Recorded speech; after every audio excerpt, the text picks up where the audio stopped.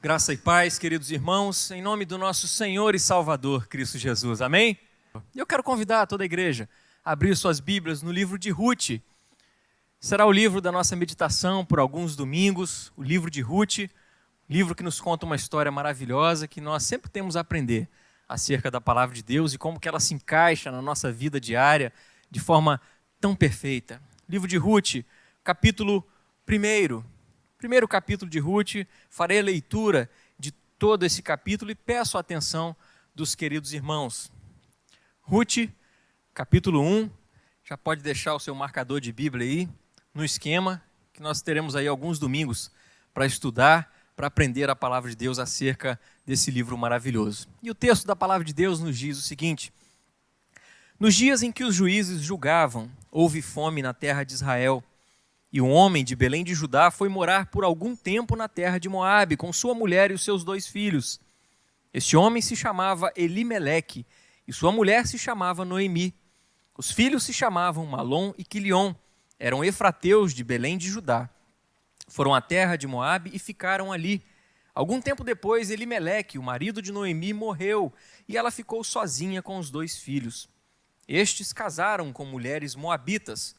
O nome de uma delas era Orfa e o nome da outra era Ruth. E ficaram ali quase 10 anos. Depois morreram também Malom e Quilion, os 2 filhos de Noemi. E assim ela ficou sozinha, sem os 2 filhos e sem o marido. Então Noemi voltou da terra de Moabe com as suas noras, porque ainda em Moabe ouviu que o Senhor havia se lembrado do seu povo, dando-lhe alimento. Assim ela saiu do lugar onde havia morado e as 2 noras estavam com ela. Enquanto caminhavam, voltando para a terra de Judá, Noemi disse às suas noras: vão agora e voltem cada uma para a casa de sua mãe. E que o Senhor seja bondoso com vocês, assim como vocês foram bondosas com os que morreram e comigo. O Senhor faça com que vocês sejam felizes, cada uma na casa de seu novo marido. E deu um beijo em cada uma delas. Elas, porém, começaram a chorar alto e disseram: não, nós iremos com a senhora para junto do seu povo. Mas Noemi disse: voltem, minhas filhas, por que vocês iriam comigo? Vocês acham que eu ainda tenho filhos em meu ventre para que casem com vocês? Voltem, minhas filhas, vão embora, porque sou velha demais para ter marido. E ainda que eu dissesse, tenho esperança, ou ainda que casasse essa noite e tivesse filhos, será que vocês iriam esperar até que eles viessem a crescer? Ficariam tanto tempo sem casar? Não, minhas filhas, a minha amargura é maior do que a de vocês, porque o Senhor descarregou a sua mão contra mim. Então de novo choraram em alta voz. Orfa, com um beijo, se despediu de sua sogra, porém Ruth se apegou a ela.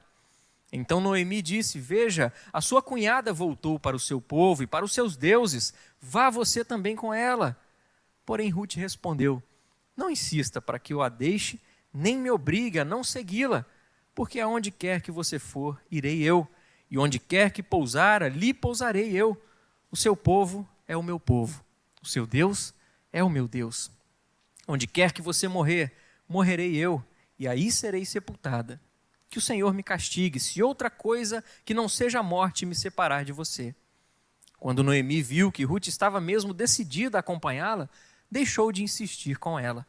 Então ambas se foram, até que chegaram a Belém, e aconteceu que ao chegarem ali, toda a cidade se comoveu por causa delas, e as mulheres perguntavam: essa não é Noemi? Porém ela lhes dizia: não me chamem de Noemi, mas de Mara, porque o Todo-Poderoso me deu muita amargura. Quando saí daqui, eu era plena, mas o Senhor me fez voltar vazia. Por que então querem me chamar de Noemi, se o Senhor deu testemunho contra mim e o Todo-Poderoso me afligiu? Foi assim que Noemi voltou da terra de Moabe, com Ruth, sua nora, a moabita, e chegaram a Belém no começo da colheita da cevada. Queridos irmãos e irmãs, de acordo com essa leitura que nós fizemos do livro de Ruth, nós podemos aprender tantas coisas. Nós podemos colocar aqui em xeque, muitas vezes, até mesmo a nossa própria vida, quando olhamos para a história de todos esses personagens que somos envolvidos através dessa história. Enquanto estudava esse texto, enquanto olhava para esse capítulo de maneira especial, eu fui lembrando de algumas situações que acontecem com a gente. Por exemplo, de repente, quando a gente assiste uma série, quando a gente assiste a um filme, A maioria deles a gente sabe que não são fatos reais, histórias fictícias, mas que, de repente, situações ali que têm acontecido na vida de tantas e tantas pessoas. E talvez isso até cause em nós uma certa comoção, isso traz em nós alguns sentimentos. Mas quando o filme ou a série é baseado em fatos reais, parece que a coisa aumenta, né? O sentimento, a emoção, ela flui de maneira muito mais forte. Eu vejo isso até mesmo lá em casa pela Letícia. Ainda mais com os hormônios agora, a flor da pele ali, por conta da gestação. Muitas coisas passam na TV e eu olho para o lado e ela já está lá. Lágrima escorrendo ali. E eu gosto de assistir essa cena, acho bacana. E meus queridos, quando a gente olha para a palavra de Deus, a gente tem que ter isso em mente, são fatos reais. É uma história real contada pelo nosso próprio Deus, meus queridos, que deixou isso registrado para nós de uma maneira tão especial. E quando nós olhamos para essa história, nós devemos sim nos emocionar com tudo aquilo que nós lemos. Histórias de pessoas reais, assim como eu e você, histórias de pessoas que foram tocadas por Deus, história de pessoas que erraram em suas vidas, sim, mas buscaram conciliar-se com o seu Deus. Meus queridos, essa história do livro de Ruth, considerada por muitos teólogos como a maior peça de literatura escrita. Alguns outros teólogos consideram Ruth como sendo a Cinderela da Bíblia.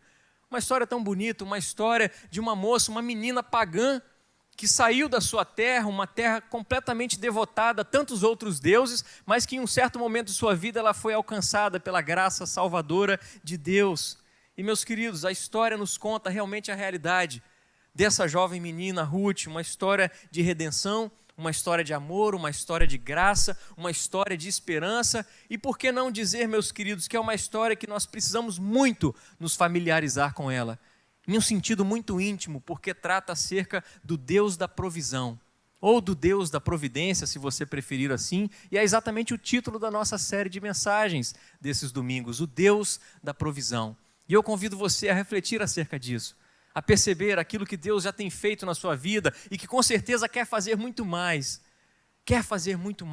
em cada um de nós, meus queridos, porque Ele é o Deus que nos ama, o Deus que exerce misericórdia por nossas vidas, é sim o Deus da provisão. E quando nós olhamos para esse texto, o início do capítulo aqui já nos conta a história de um homem chamado Elimeleque. Um homem que pega a sua família, seus filhos, sua esposa e vai para uma outra cidade, a cidade de Moabe. Uma cidade que não era o tipo de cidade que o povo de Deus deveria habitar. Elimeleque retira toda a sua família de Belém de Judá e vai para essa outra cidade, a cidade de Moabe. E o princípio que traz a nós aqui, nesse livro, aparentemente foi simplesmente por conta da fome. Havia fome na terra, como nós podemos ver aqui no princípio da história, e por conta disso ele pega a sua família e leva para uma outra terra, de repente na expectativa de terem outras condições, melhores condições de vida. Só que um olhar mais atento, meus queridos, na palavra de Deus, a gente começa a perceber que, ok, existia sim fome na terra, mas existia uma particularidade aqui que todos nós precisamos nos atentar para uma grande realidade que o texto nos apresenta. Havia fome na terra, sim, mas pensem comigo, Belém, o nome dessa cidade, a palavra Belém, algum irmão aqui se lembra o que significa a palavra Belém? Belém significa casa do pão. E percebam, havia fome na casa do pão. Em Judá, o que Judá significa? Louvor. Não havia mais louvor em Judá. Essa era a realidade do povo de Israel, essa era a realidade do povo de Deus, meus queridos. Tudo isso como consequência do pecado na vida desse povo. Não havia mais alimento, não havia mais louvor, não havia mais alegria, porque o povo estava em pecado contra Deus. E percebam que logo no início do texto nós temos aqui a informação de que todo esse acontecimento se desenrola em que período? Na época dos juízes. E é muito importante a gente entrar nesse contexto histórico, meus queridos, porque o período dos juízes foi relativamente um período longo, um período de mais ou menos 350 anos, que começou ali logo após a morte de Josué e foi até a vinda do primeiro rei de Israel, eleito pelo próprio povo ali, o rei Saul. Foi dentro desse período que desenrolou todo o período dos juízes. E a gente sabe que a história do povo de Israel sempre foi essa história de um povo que oscilava no seu relacionamento com Deus. Uma hora estava bem, uma hora estava próximo de Deus, mas por outras vezes se esquecia de Deus, descambava para o lado da idolatria, começava a adorar outros deuses, seguir as culturas de povos pagãos, e a gente sabe que quando a coisa apertava, Deus exercia misericórdia para com o seu povo, e aquele povo então se voltava para Deus, mas era um momento oscilante. Era uma montanha-russa que acontecia na vida daquele povo. Uma hora eles estavam com Deus, outra hora eles estavam tão distantes de Deus, meus queridos. E nós precisamos avaliar também as nossas vidas. Será que nós temos vivido assim como o povo de Israel? Assim como o povo de Deus naquela época, oscilando em nosso relacionamento com Deus? Será que por vezes nós estamos bem? Um relacionamento íntimo com o nosso Deus, o que nos faz também ter um relacionamento muito íntimo com o nosso próximo, amando a Deus sobre todas as coisas, amando ao nosso próximo como a nós mesmos. Mas existem tantos outros momentos em que nós estamos tão longe de Deus. E o que o texto nos informa, meus queridos, que há sempre um tempo de voltar. Há sempre um tempo de volta, mas nós precisamos avaliar as nossas vidas para perceber se, assim como o povo de Deus que acontecia naquele tempo, se não é o mesmo que acontece com a gente. Que às vezes nos achegamos a Deus simplesmente por motivos egoístas. Enquanto Deus está me abençoando, tá bom. Se Ele parar de me abençoar, eu vou deixar esse Deus de lado. Era isso que o povo fazia naquela época, meus queridos. O povo buscava a Deus exatamente por aquilo que podia receber dele. Um povo que estava atrás simplesmente das bênçãos de Deus e, como nós bem sabemos, não estavam atrás do Deus da bênção. E aí, por conta disso tudo, havia naquele país, havia no povo de Deus, no povo de Israel, instabilidade política, instabilidade econômica, o colapso moral, a infidelidade espiritual, eram marcas distintivas daquele povo naquela época, naquele período. E foi um período em que Israel desceu totalmente em direção à apostasia, meus queridos. Eles estavam, sim, se esquecendo completamente de Deus. E se você voltar uma página aí da sua Bíblia, no livro de Juízes, no último capítulo de Juízes, no último versículo, você vai perceber que o versículo diz para a gente o seguinte: olha, naqueles dias não havia rei em Israel. Cada um fazia o que achava mais certo. Olha que interessante. Cada um fazia o que achava mais certo. Eu li aqui na Nova Almeida Atualizada, a versão que nós temos usado. Mas se olharmos para a nova tradução da linguagem de hoje, o texto diz o seguinte: cada um fazia o que bem queria. Percebam comigo, meus queridos, se não é exatamente aquilo que Elimeleque fez no tempo dos juízes, em que cada um fazia o que queria. O que Elimeleque fez? Pegou a sua família e foi para uma outra terra.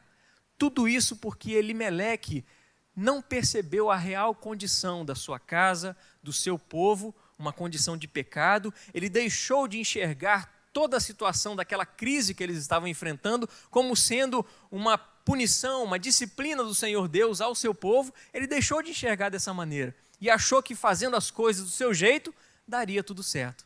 E ele pega então a sua família, pega a sua esposa, pega os seus filhos e vai para a terra de Moabe, a terra dos Moabitas, uma terra, meus queridos, em que, se nós olharmos para toda a origem daquele povo, Moabe foi um filho de Ló com uma de suas filhas, um relacionamento incestuoso, e os moabitas eram conhecidos e eram considerados um povo completamente idólatra, um povo orgulhoso, um povo conhecido por sua ilegalidade, por sua imoralidade, um povo conhecido por sua violência, que por várias e várias vezes atacou o povo de Israel enquanto eles caminhavam da escravidão do Egito, depois de libertos, até a terra prometida. Se você folhear o livro de Levítico, de Números, vai perceber essa realidade. Os moabitas tanto atacaram o povo de Deus porque eles eram contrários a Deus. E sendo contrários a Deus, automaticamente eles eram contrários ao povo de Deus. Meus queridos, essa era a realidade desse povo moabita. E para onde Elimeleque vai? Vai se refugiar em Moabe, achando que daria tudo certo, porque ele fez o que ele bem queria. Ele fez aquilo que ele achava melhor aos seus próprios olhos. E quantas vezes nós agimos da mesma forma, meus queridos? Quantas vezes infantilmente a gente age da maneira como a gente acha certo? A gente não busca sabedoria no Senhor Deus. A gente não busca condição alguma de buscar no Senhor o entendimento, o discernimento para tudo aquilo que a gente precisa no nosso dia a dia. Quantas resoluções nós precisamos tomar dia após dia, meus queridos? Você que tem a sua vida corrida, seja no trabalho, seja no relacionamento familiar, com amigos, quantas decisões nós precisamos tomar? E quantas vezes decisões sérias a se tomar? E pense consigo mesmo, quantas vezes você tem buscado no Senhor sabedoria para a tomada de decisões? Ou será que nós simplesmente temos feito as coisas na medida que achamos certo fazer? Essa era a realidade do povo de Israel naqueles tempos e precisamos avaliar. Essa tem sido a realidade dos nossos dias. Essa tem sido a realidade da minha vida, meus queridos. O fato é que o texto nos informa que essa ideia de Elimeleque de morar por algum tempo na terra de Moabe acabou se transformando em 10 longos e desastrosos anos. Anos em que os 2 filhos, Malom e Quilion, se casaram com mulheres pagãs, desobedecendo mais uma vez a vontade de Deus para o seu povo. E antes que Elimeleque pudesse cumprir o seu plano de voltar para casa, porque eu acredito que a ideia deles era o seguinte: olha, a gente vai tentar uma escapatória aqui, fugir da cidade de Belém de Judá, para ver se a gente consegue reerguer a nossa vida e depois a gente volta, o nosso povo está aqui. Mas antes que eles pudessem fazer isso, meus queridos, o texto bíblico nos informa que Elimeleque morre. E dentro desses 10 anos, ao se completarem esses 10 anos, seus 2 filhos também morrem. E o fato é que fica ali Noemi, viúva, com suas 2 noras. A partir do versículo 6, nós temos essa história, então. Uma família em que 3 mulheres são deixadas desoladas, sem filhos, sem uma descendência, pobres, porque eram os homens que constituíam toda a renda da família, da casa. Sem eles agora, viúvas, sem descendentes, elas iriam passar necessidade. Até que o texto bíblico nos informa, meus queridos, que Noemi ouviu que o Senhor havia se lembrado do seu povo, dando-lhe o quê? Alimento. Ela ouviu, ainda na terra de Moabe, que lá em Belém, lá em Judá, Deus havia se lembrado do seu povo, dando-lhe alimento. E de fato, meus queridos, nós precisamos olhar para todo esse texto através de uma simples palavra, de um verbo que se repete por tantas vezes em vários versículos aqui, é o verbo voltar. E eu chamo a atenção dos queridos irmãos para alguns versículos aqui que fazem grande parte do capítulo 1 de Ruth, em que nos mostra essa realidade desse verbo que se faz presente. E a gente que gosta de estudar a palavra de Deus, a gente sabe o seguinte: se dentro de um texto, dentro de um contexto, uma palavra se repete por várias vezes, existe uma certa importância nisso aqui. Precisamos aprender algo nesse texto. E esse capítulo, meus queridos, é um capítulo que nos remete a uma volta. Olha comigo o versículo 6. Então Noemi voltou da terra de Moabe com suas noras.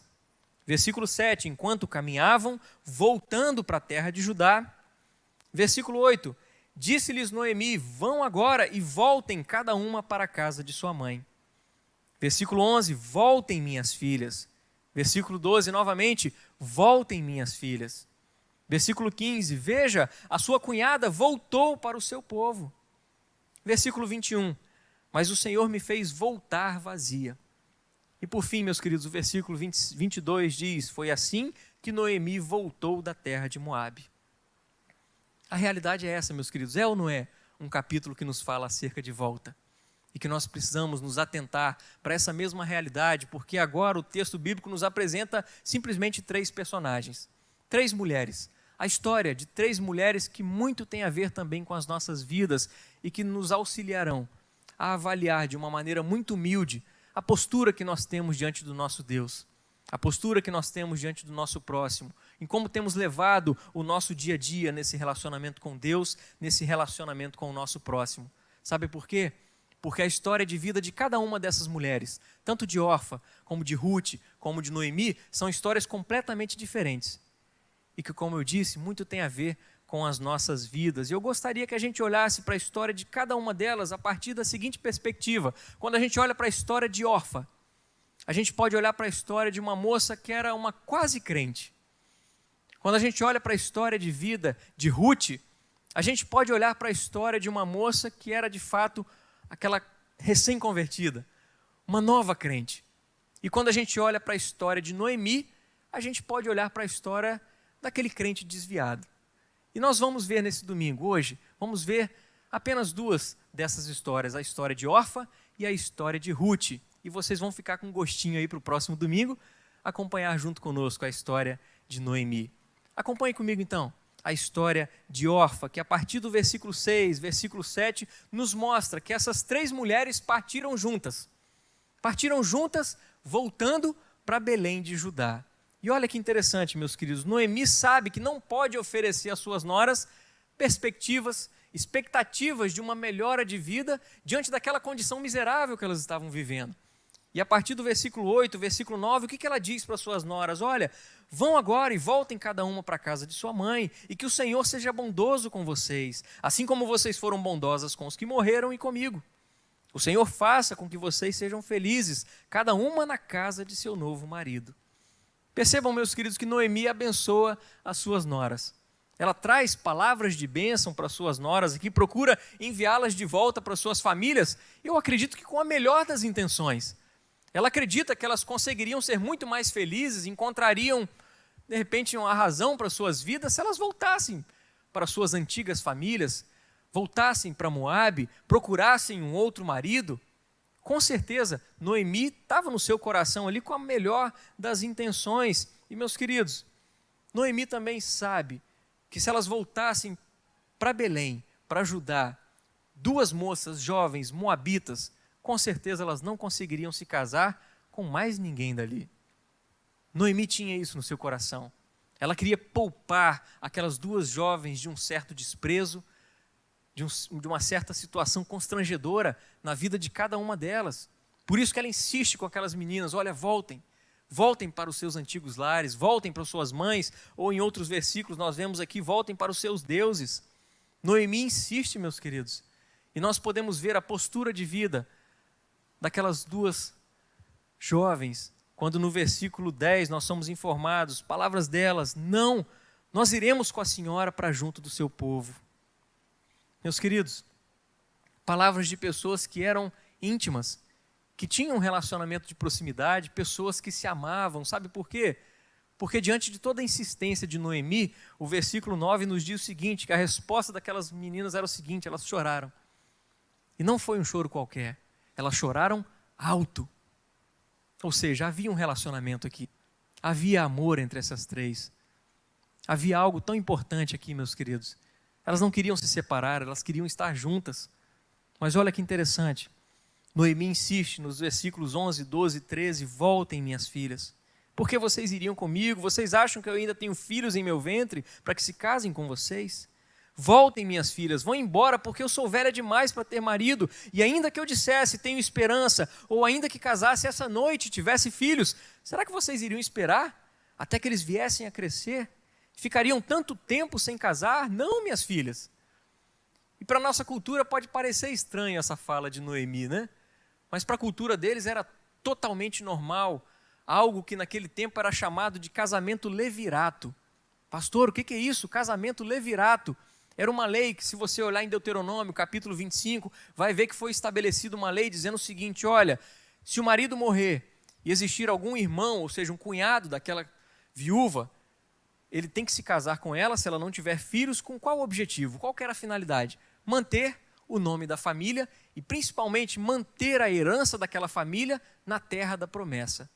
Porque eles tinham como grande valor a terra prometida, a terra que o próprio Deus tinha dado a cada uma daquelas pessoas. E o que Noemi está dizendo às noras é exatamente isso, olha, eu não tenho condições de gerar mais filhos. Ainda que pudesse, vocês iam esperar que eles crescessem para vocês casarem com eles? Não, minhas filhas, voltem para seus antigos lares. E no versículo 14, mais uma vez, elas choram. Elas choram alto, choram em alta voz, mas percebam a postura que uma delas teve. Orfa, com um beijo, se despediu de sua sogra. Essa foi a postura de vida de Orfa. Como nós temos visto, uma imagem de um quase crente. Orfa voltou. Orfa não voltou com Noemi e Ruth para Belém, mas ela voltou para Moabe. Ela voltou para Moabe, meus queridos, porque ela começou a caminhar em direção a Belém, ela começou essa jornada, mas o relato sombrio, triste que Noemi passou para cada uma delas, isso desanimou Orfa e trouxe um certo pesar para a vida dela, tanto que ela imaginou o seguinte, eu não tenho mais esperança. Se eu for para Belém, eu vou ser constrangida, se eu for para Belém, eu vou ser enxotada daquele povo, eu tenho uma cultura pagã, aquele povo vai me escorraçar daquele lugar. Não tenho perspectivas, não tenho expectativas para morar com aquele povo. Ela colocou tudo isso em sua mente, meus queridos, e volta então para Moabe. E o texto bíblico nos mostra essa realidade de que qualquer senso de lealdade pessoal que ela poderia ter com a sua sogra Tudo isso foi jogado por terra, quando ela pesou as questões em suas vidas. E quando a gente olha para essa realidade que muitas vezes se faz presente nos nossos dias, meus queridos, a gente percebe que existem muitos no mundo que são quase, mas ainda assim quase cristãos. Existem tantas pessoas que estão perto do céu, mas ainda assim nunca estão mais próximos. Muitos estão dentro de um pouco de salvação, mas ainda assim nunca gozarão da menor salvação.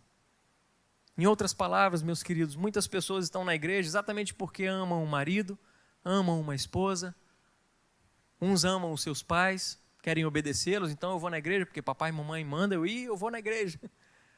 Muitos estão na igreja por conta de um amigo. Muitos são apenas simpatizantes do evangelho. Simpatizantes da mensagem da cruz, que é uma mensagem de graça, uma mensagem de amor, mas muitas dessas pessoas ainda não se comprometeram com o próprio Cristo Jesus, meus queridos. E assim como órfã, qualquer lealdade pessoal, seja a religião da família com quem ela estava naquele momento, seja toda aquela situação que ela vivia, não foi suficiente para quebrar a força de Moabe. Ela voltou atrás. Ela voltou para Moabe e trazendo essa mensagem numa perspectiva para os nossos dias, meus queridos, a gente pode se referir a Moabe como sendo uma vida de pecado. Uma vida que o mundo tem oferecido a cada um de nós, quando nos atentamos aos nossos prazeres carnais, quando nos atentamos a toda uma realidade em que queremos pecar. A volta a Moabe simboliza exatamente isso, meus queridos. E aí nós deixamos a nossa lealdade de lado, seja marido, mulher, filhos, pais, lealdade à nossa religiosidade, deixamos tudo isso de lado. Porque quantas e quantas vezes queremos, por causa da nossa cobiça, por causa dos nossos pecados, satisfazer os nossos próprios interesses. E aí buscamos viver assim como as pessoas viviam nos tempos dos juízes. Elas faziam o quê? O que achavam certo. Elas faziam aquilo que dava na telha. Essa era a realidade daquele povo, era essa a realidade de órfã. E, meus queridos, quantas vezes essa tem sido a realidade de muitos e muitos que se denominam cristãos. Quantas pessoas, meus queridos, têm agido dessa maneira, têm se enfraquecido e assim voltam para Moabe, voltam para uma vida de pecado, voltam para uma vida totalmente desprezível. E aí o próprio Cristo Jesus compara essas pessoas, sabe com o quê? Lembra daquela parábola em que ele disse, olha, o semeador saiu a semear e algumas sementes caíram em solo rochoso. Cristo Jesus compara o quase crente com aqueles que são considerados o solo rochoso. Sabe por quê? Um solo que não tem profundidade. Vem logo o sol, chamusca aquela planta ali, ela não consegue produzir. E Jesus Cristo compara o coração daqueles que muitas vezes recebem a palavra dele com alegria, mas exatamente por não ter profundidade, quando vem toda a problemática no que diz respeito a perseguições por causa da palavra, essas pessoas desanimam. Quando a gente olha também para a história do jovem rico, a gente pode fazer também essa comparação. Um quase crente, um quase religioso da sua época, porque ele vem com alguns questionamentos diante de Cristo Jesus, ele diz, bom mestre, o que eu posso fazer para herdar a vida eterna? E o que Jesus diz para aquele homem? Você conhece os mandamentos?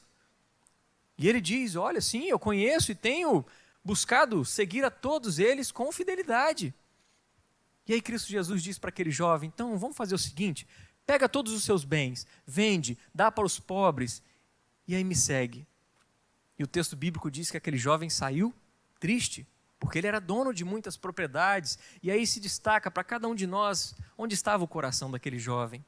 E o que traz uma grande reflexão para as nossas vidas, aonde está o nosso coração? Aonde está o nosso coração, meus queridos? Será que o nosso coração está de fato no Senhor Deus? Ou será que o nosso coração está lá em Moabe? Nosso coração está lá no nosso pecado, o nosso coração está lá no satisfazer os nossos desejos, os nossos próprios interesses, fazer as coisas do nosso jeito, como achamos melhor. Aonde está o nosso coração, meus queridos? Quantos corações estão voltando para Moabe? Sabe por quê? A atração é forte.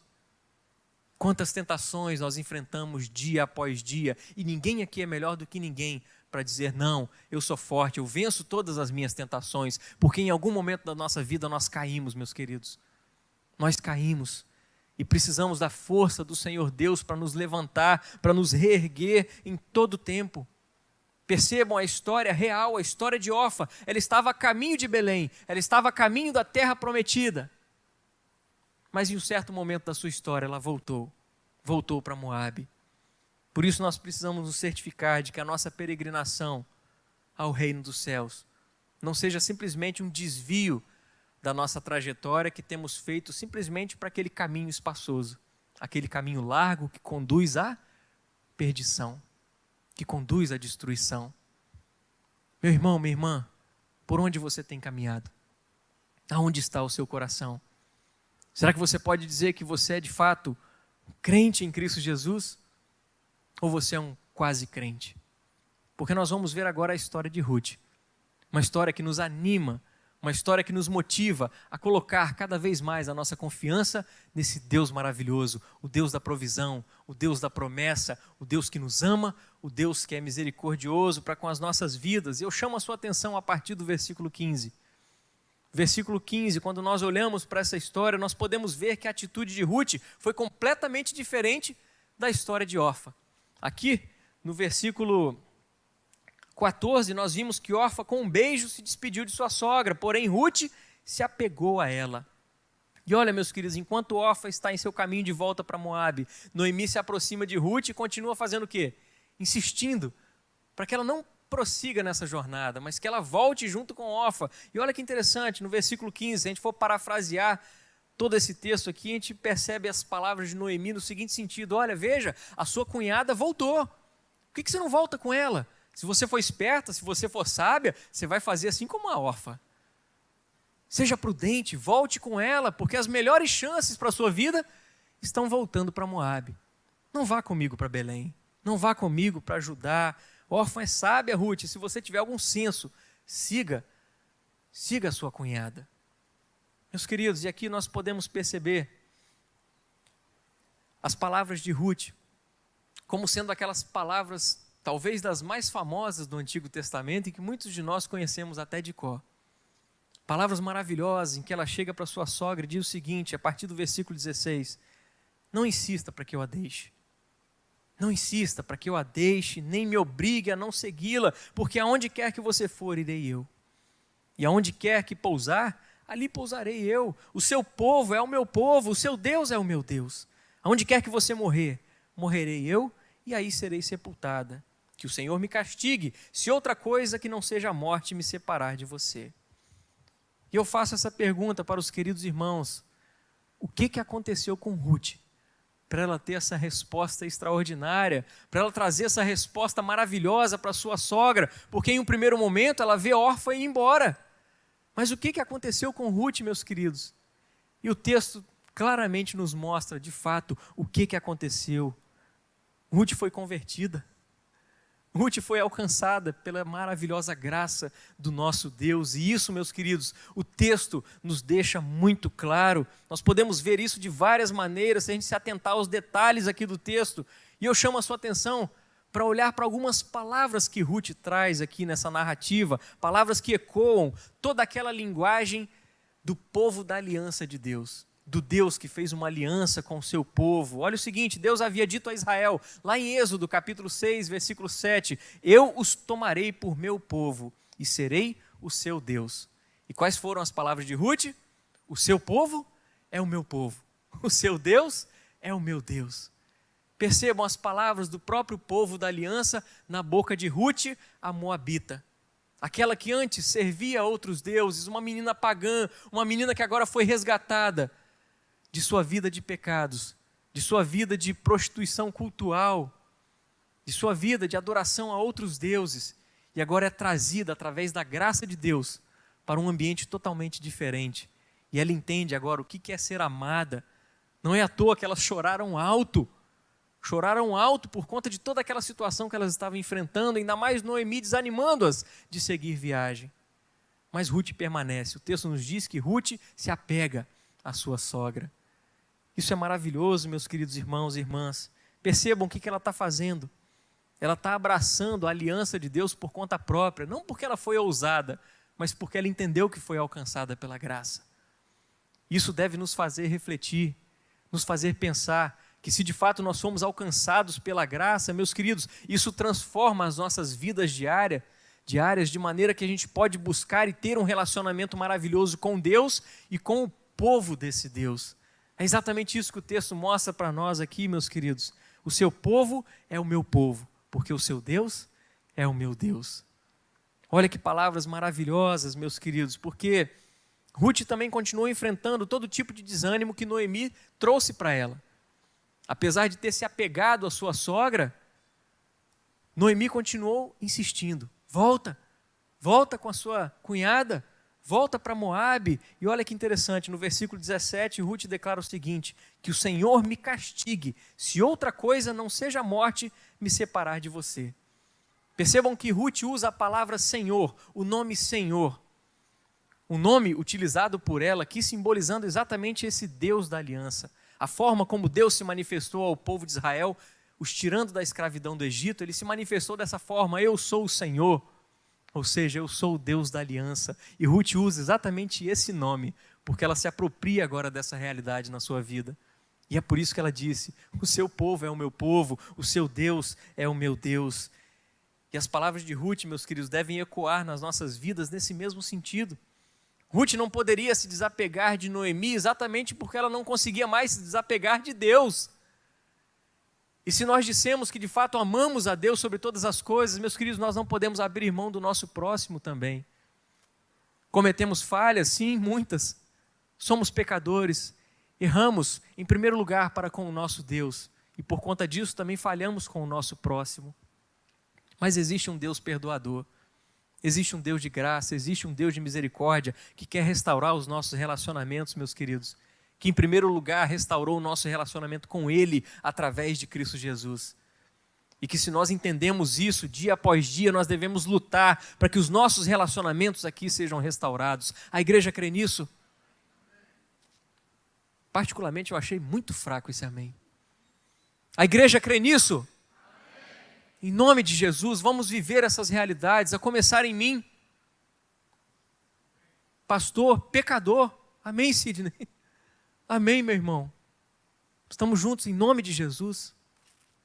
Me perdoa, meu irmão, qualquer falha. Qualquer desavença, meu irmão, que a gente teve de coração. Eu quero caminhar contigo, porque eu te amo em nome de Jesus. Em nome de Jesus, eu amo a sua família. Porque o seu povo é o meu povo, o seu Deus é o meu Deus. E todos aqueles, meus queridos, que querem caminhar juntos, vamos caminhar em nome do Senhor Jesus. Não exista falsidade no nosso meio, mas que exista comprometimento cada vez maior em nome de Jesus. Igreja de Laranjeiras, eu amo vocês, eu quero caminhar com vocês, me deixem pastorear vocês, dia após dia. Conversem comigo, me mandem uma mensagem: pastor, eu estou precisando de uma oração. Não que a minha oração vai resolver o seu problema. Me manda uma mensagem: pastor, eu quero uma visita. Vocês sabem o telefone da secretaria da igreja? Agendem uma visita. Eu estou doido para ir na casa de vocês. Sou muito chegado a café não, mas tomo café. Eu amo vocês, queridos irmãos e irmãs. E Cristo Jesus está nos chamando para nos unirmos cada vez mais nesse relacionamento. Guarde essas palavras em seus corações. O seu povo é o meu povo. O seu Deus é o meu Deus. Vamos falar juntos essas palavras? O seu povo é o meu povo. O seu Deus é o meu Deus. E vamos viver juntos essa realidade em nome de Jesus, meu querido irmão, minha querida irmã. Porque aqui está a diferença de um quase crente para o verdadeiro crente. O verdadeiro crente continua seguindo a Deus.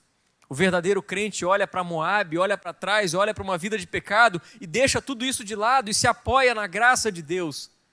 E quer seguir firmemente o Deus das Escrituras, porque Ele é o nosso Deus. E assim agora nós fazemos parte dessa grande família, o nosso povo, meus queridos.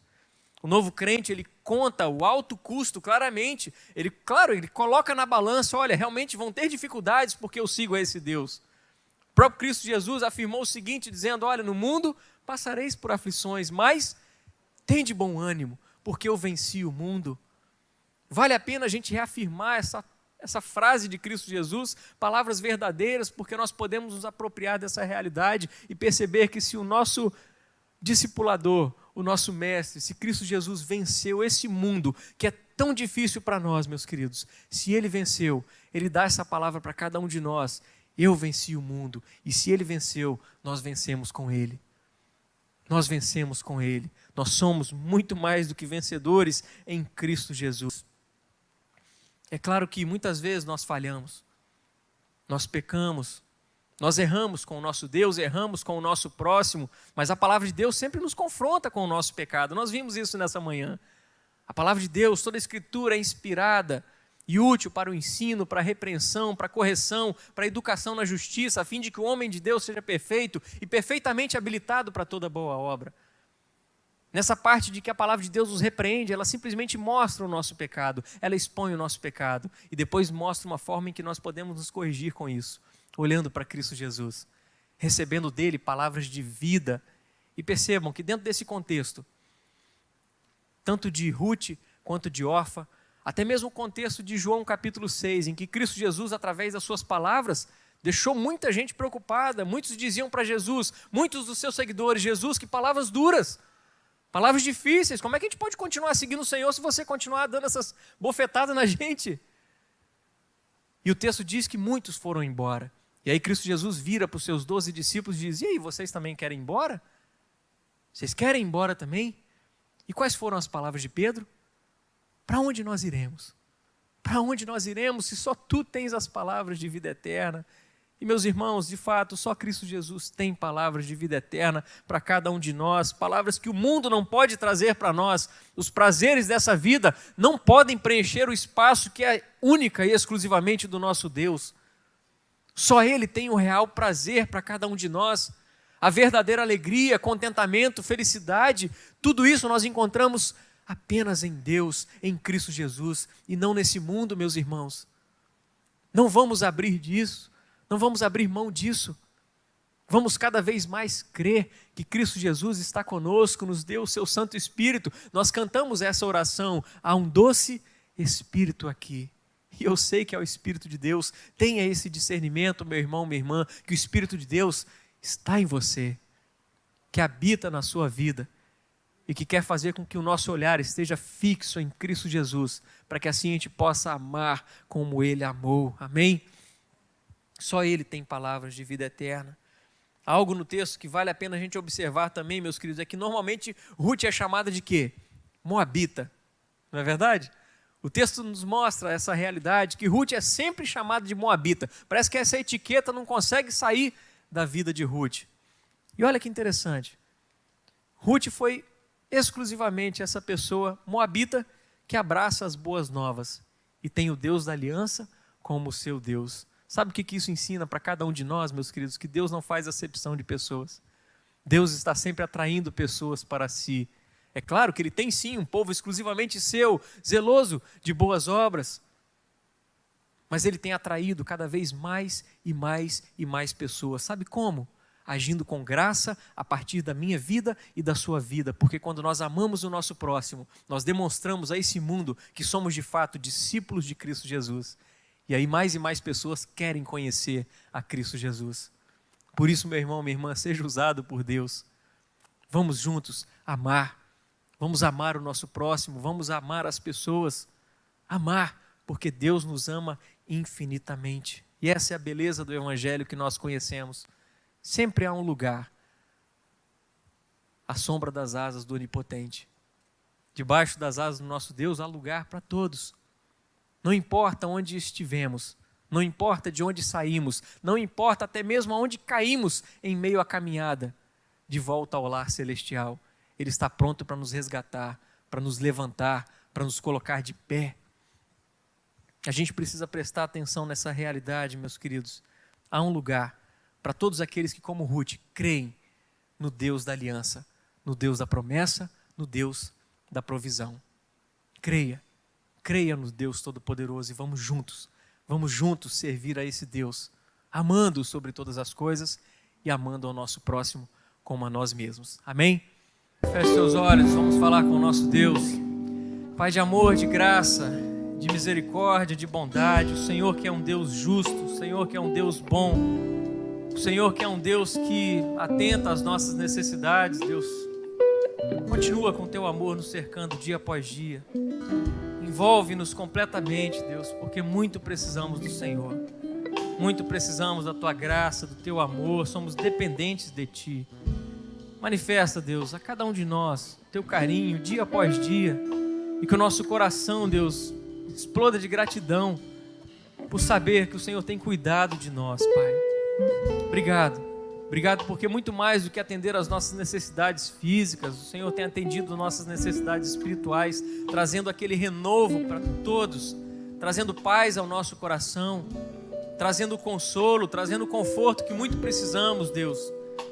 E é por isso que recorremos a Ti em cada área da nossa vida, seja ela física, seja ela emocional, seja ela espiritual. Nós temos a certeza de que o Senhor está cuidando de nós. Abençoa, Deus, aqueles queridos irmãos que têm enfrentado as suas lutas físicas, enfermidades, doenças. Pai querido, nós oramos ao Senhor porque cremos no Deus da cura, que pode tocar cada um desses irmãos com graça, com misericórdia. Se assim aprouver ao Senhor, Deus, ministra a Tua cura em todos aqueles irmãos, Deus. Em todos aqueles irmãos. Nós os amamos e sabemos que o Senhor ama muito mais. E nós recorremos a Ti. Cure, Deus, traga a Tua cura em nome de Jesus. E continue renovando o nosso espírito, Deus. Que sejamos inabaláveis, Deus, na fé, na nossa confiança em Ti. Abençoe cada um de nós aqui, Deus, que não venhamos a vacilar, que nos momentos de tentações, Deus, proteja-nos, livra-nos, guarda-nos de todo mal. Continuamos na dependência do Senhor.